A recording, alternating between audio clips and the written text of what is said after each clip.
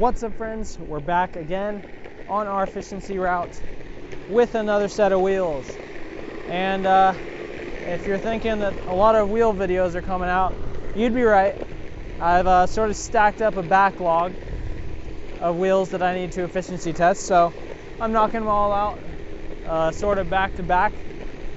And recently we tested the Cloudwheel Discovery FEs, which should be released now. We did the efficiency test and small review on the MAD V2 Stealths. And now we're going to be doing the efficiency test and mini review on the Galaxy Cloudwheel Pros. These are, well, they were previously Cloudwheel's latest release, now dated by the Discovery FEs, which I found out later apparently comes in both the 105 and 120 size. I didn't know that, but now I do. So interesting to see that we have both a 105 soft wheel and a 120 soft wheel to enjoy. Now the Galaxy Pros here, these are 105 millimeters, and they're offered in a couple different colors. Pretty bright, nice colors. In fact, I have the black ones here though. And these are solid urethane wheels. Nothing too special about them, except that they do follow the MAD 105 style of recesses in the back of the wheel. You might be able to see if I get my camera close here. The holes in the back of the wheel that should offer more vibration and impact absorption than the average solid urethane wheel. Now, I want to talk a little bit about why that doesn't ring as true as it does for the MAD E-skate wheels. Some of it's going to be speculation, but this whole video is my opinions anyway, so take it with a grain of salt. So today we're going to talk about the different aspects of the wheel: vibration absorption, impact absorption, rollability, etc. And I'll give you my RBEM score for the wheel via a chart at the end. So be sure to stay till the end to see that. And then you'll also get the rating for the efficiency of this wheel on our standardized testing route here. Now, first off, these wheels are urethane, so you have to set your expectations, and you're not going to have the same impact absorption or vibration absorption as you would on the Cloudwheel Discovery FEs, because those have foam in them, and that really makes a huge difference. So going back to only having urethane here and having those holes, it's not quite as vibration absorption, that's not a word. It doesn't absorb as much vibration or impact as those Cloudwheel FEs do, but it still does do a good job over a solid urethane wheel. Now, I don't know how many people are actually riding regular solid urethane wheels nowadays, but I know I certainly don't. So my real comparison here is mostly between the other versions of wheels with holes that I've ridden, and I guess the Dad Bod 105's are also a solid urethane wheel that I've put some time on. But, oh boy.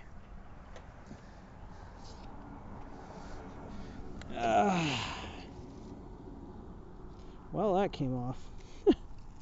Alright, so we're going into our high-speed portion here.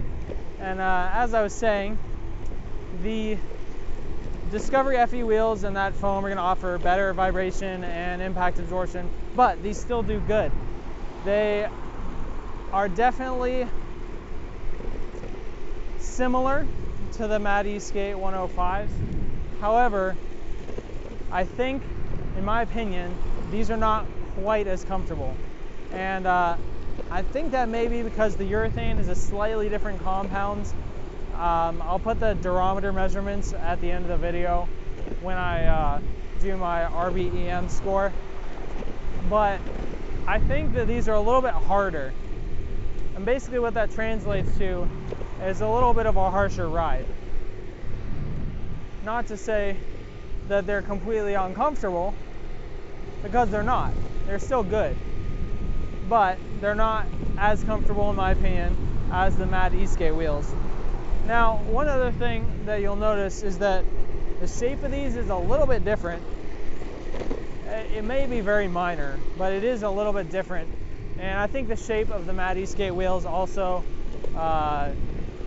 helps them be comfortable and absorb impacts more effectively. This is more of a traditional wheel shape, whereas the especially the V2 Mad E-Skate wheels, they're a little bit different. Now, I hate to keep comparing these two wheels, but they really are almost the same. Anyone could look at the two and be like, oh, that looks very inspired by that. So that's the main reason I'm comparing them. Anyway, one of the nice things about these wheels is you do get those really cool colors, purple and the green, which you don't get on the Mad E-Skate wheels. Maybe one day, but not yet. So if you're looking for those colored wheels and looking for this kind of style of impact absorption, they could be the fit for you. Now, one other thing I want to mention here is that these wheels do have something that the Mad E-Skate wheels do not, and that is a tread pattern. Now, seeing urethane wheels with a tread pattern is definitely uncommon. Some people may remember Harfang wheels. Basically, they take urethane wheels and they carve grooves into it, and I believe the idea is that it rejects water better. So when you're push e-skating, you can push without slipping. I think that same concept would carry over here. However, I'm not riding this board in the rain, so one of y'all will have to tell me if they reject water better. But the idea of having treads in the urethane definitely should give you a noticeable difference on moisture, as it's able to expel it rather than just hydroplaning over all of it. Again, not going to test it, but that's my theory. So if you're looking for a wheel to ride in the rain, this could be for you, but I'll parallel to another Cloudwheel product, the X-Way / Cloudwheel Hydro wheels. Those I think are a better option for rain riding if you're going to be doing that, because they're rubber, which is inherently more grippy, and they have a tread pattern. So that's one thing to note.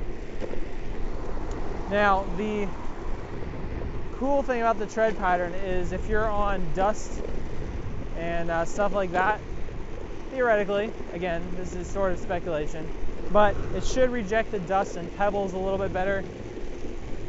It's kind of hard to tell though, because if you've ridden a lot of different wheels, you'll know that some wheels throw pebbles a lot more than others. I don't really find these wheels or the Mad E-Skate wheels to throw pebbles too much. Go ahead and ride the Onzra 115s or another soft rubber wheel like that, and you're going to find pebbles hitting your legs, going in your shoes, all kinds of stuff like that. Not really the case with these wheels. So don't know if the tread's helping you much there, but maybe it is. Rollability on these wheels is going to be pretty similar to the Mads. Again, same size and same sort of construction. So I wouldn't expect these to have a huge advantage or a huge disadvantage. Again, do think that the urethane is a little bit harder, which may not offer the same comfort, but overall they feel pretty similar.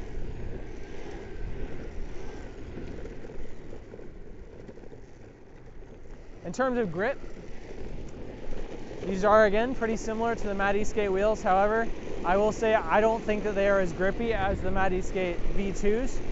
The V2s are definitely wider, and I'll put a measurement on screen of these versus the Mad E-Skate V2 wheels, and we'll see how they compare. I believe these are probably like 10 millimeters narrower, and you do actually notice that if you're carving really hard, it just feels like it's not going to let go as soon.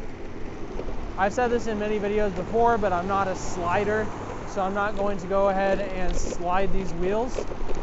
You probably could if you tried hard enough, but I do think that the treads will probably catch on features in the road, and they might not be a very pleasant experience for sliding on. But that's sort of a speculation again. Now, the think I really have too much else to say about these right now. They are just nice wheels. I do like the Cloudwheel offers and supports so many different boards with their pulleys and with their wheels. You can pretty much get any pulley to suit your needs for your board with all different kinds of bearing configurations. This is a consistent thing across all of their wheel offerings, but it's nice to know that if you have a Meepo board or if you have a Wowgo or Backfire or whatever, you're going to be covered most likely. And if not, they'll probably be able to have you take some measurements and give them the info they need to pick the right pulley for you. And they actually did that for me with the Cloudwheel FEs to try and fit this board with their pulleys. Unfortunately, I did end up having to use my Boardnamics pulleys, these metal ones anyway, because the inset for the pulley bearing actually collided with the hanger, the Boardnamics 220 hanger. So that was unfortunate, but they did take the measurements, and theoretically if the hanger wasn't as big, it would have fit just fine, which would be nice because then I could have used those, but it is what it is, and such is the life of having a DIY board. But in all the other senses, these fit just fine. They're like standard width of bearing to bearing distance. They accept a 22mm bearing, which is pretty standard. If you want to run these on a board with 10mm axles, you're going to have to get the sort of wonky 22x10 bearings, which tend to not be as strong. If you do get some, I recommend the ones from Fast Eddie. Those do work pretty well. I ran those in my race board with the Meepo tubeless tires / wheels for a while, and they seemed to last okay. But you probably won't be running these on a board with 10mm axles because a lot of those boards have gear drives, and these are only 105mm. So these are definitely more suited towards street boards. And these wheels have spent about half their time on the DIY board and the other half on the Meepo Envy. They work on both of those real well. I will say on the Meepo Envy, even with the flexible deck and these wheels, it was still a little bit of a harsh ride. That's partly due to the Meepo Envy's deck being stiff, but these wheels didn't alleviate that fatigue as much as I would have liked.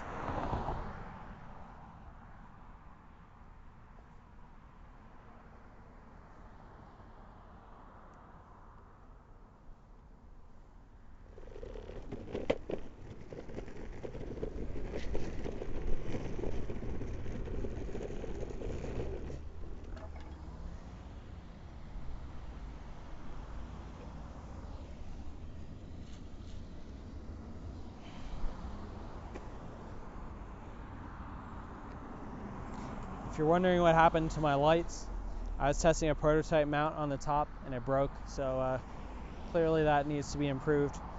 But my truck mounts are doing great, so you learn some and improve on it. So hopefully next time you see this, it will have the improved mounts on it.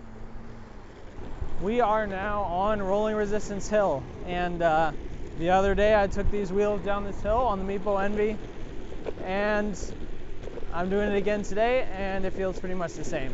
These wheels have very similar rolling resistance to the Mad Eastgate 105's, and you will accelerate on hills like this as long as your belt drive doesn't have too much resistance. So we're up at 27 miles an hour right now. I will say bursting up to like 30 with these wheels feels perfectly good. I have been on some wheels before that as you get higher in the speed range, they feel sketchy. Don't have that problem with these wheels. Another thing I'll mention is that they don't train track. That is a term that somebody in one of my group chats came up with, which is catching along parallel lines. And we're on Vibration Bridge right now. These wheels do okay. Not as good as the FE 105's for sure, but better than plain urethane. So think of that way you will, but they did the job decently. Like I was saying, these don't train track, so if you hit like an edge of a paint here, they're not really going to catch on it since the corners are nice and rounded. I did find that to be a huge problem with the dad bod 105s, and it really makes me not want to ride them. I'd rather pick something like the Matt Eastgate 105 with a nice rounded edge, or something like this. But in general, I like these wheels. And another thing, they don't seem to have that whooshing sound or the vibration that the Matt Eastgate ones do. And I have to wonder if that's because the urethane is harder. Maybe it's not flexing as much, so you don't notice that the sound is, maybe the hardness of the urethane is making it so that the sound doesn't come out as much. I don't know, but they don't seem to have that whooshing sound, while also offering similar comfort. Similar, but not as good. So if you're looking to get away from the whooshing sound of the Matt Eastgate 105s, these might be for you. But you're going to downgrade a little bit in comfort, at least in my opinion. Alright, we're here on smooth ground. I'll give you some raw sound clips. Hopefully the rattling from my loose bolts up there isn't going to drown it out. You can kind of tell that there's almost no whooshing sound. I'll put a clip on screen to compare. Hopefully I was able to catch the whooshing sound of the Matt Eastgate wheel for you. I don't remember if I did or not, but I'll compare them here.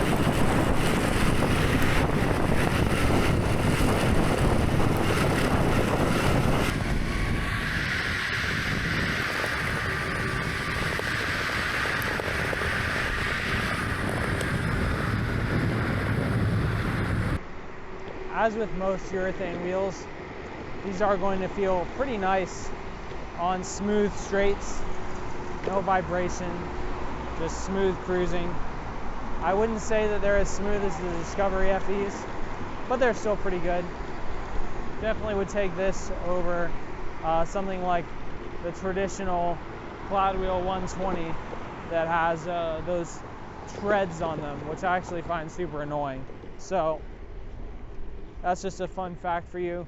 These do feel nice when you're rolling on a straight, flat surface.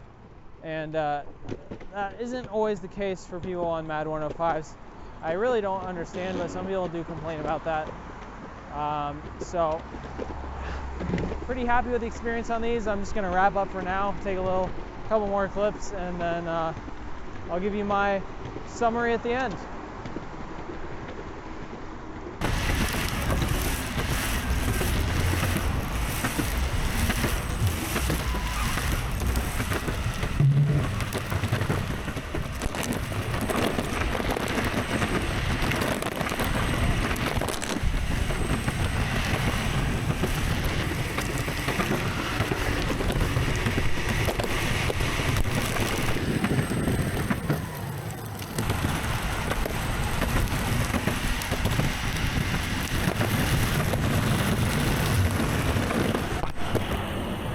Alrighty guys, so we finished up the range test on, or not range test, the efficiency test on the Galaxy 105s, and now I'm going to give you my mini review and final thoughts on them. So first off, our efficiency test, we came off quite well, coming in at 20.9 watt-hours a mile, and that is pretty close to the top of the list and basically within margin of error on the V2 Mad 105s and V1s. So clearly the holes in the back of the wheels are affecting the efficiency versus something like the dad bod 105.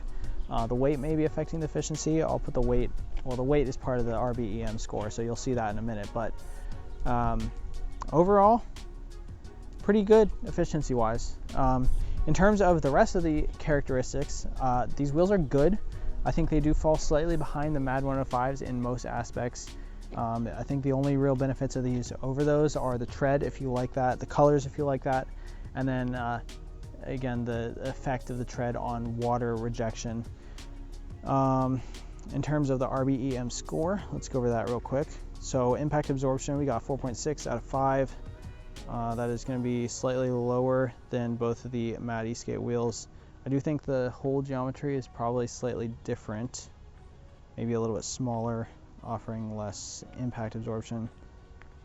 Rollability, we came out at 3.9 out of 5. Again, a little bit less than the Matt Eastgate wheels because they feel a little bit less soft. Rolling resistance, again, most of these urethane wheels are going to be pretty much the same, 5 out of 5. Grip, 3.9 out of 5. It's marginally less than the Mad E-Skate wheels, and not as good as rubber for sure. Efficiency came out pretty dang good, but still less than the Mad 105's at 8.8 out of 10. Build quality was pretty good, 8.8 out of 10. These did come shiny, so they will take a tiny bit of time to wear in. They do have some mold lines on the rubber as well. The cores are ABEC clone core, so if you only have ABEC pulleys, these will be the wheels for you if you don't want to buy pulleys, because Mad E-Skate wheels are Kegel only. And then finally, durability, 8.8 out of 10. I do think that these will last a long time, but they do have treads which can wear out. Mad E-Skate wheels, it's not tread, so it's going to be the same performance all the time. If you expect the performance of the tread and it wears out, well, there you go, a little bit less durability. Total RBEM score comes out to 43.8, and that puts it in somewhere around 5th place or something. I'll put the chart on screen now. So overall, they did pretty great. They're not too heavy, but they're not as light as some other things. So I'll leave you guys with that data, and hopefully you enjoyed this video and this review. Let me know if you have any questions down in the comments below, and I'll try to answer them as best as possible. Other than that, stay safe, keep on riding, and peace out.